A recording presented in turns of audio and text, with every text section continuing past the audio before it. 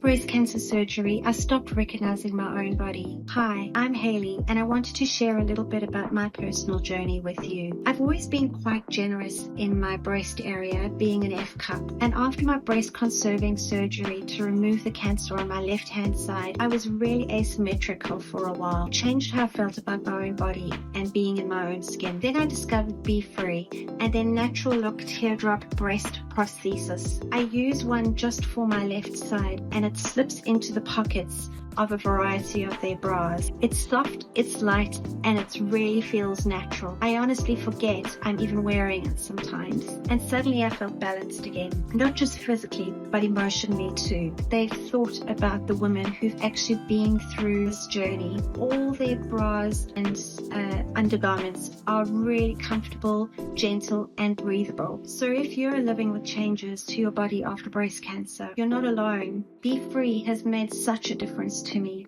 Thank you for listening.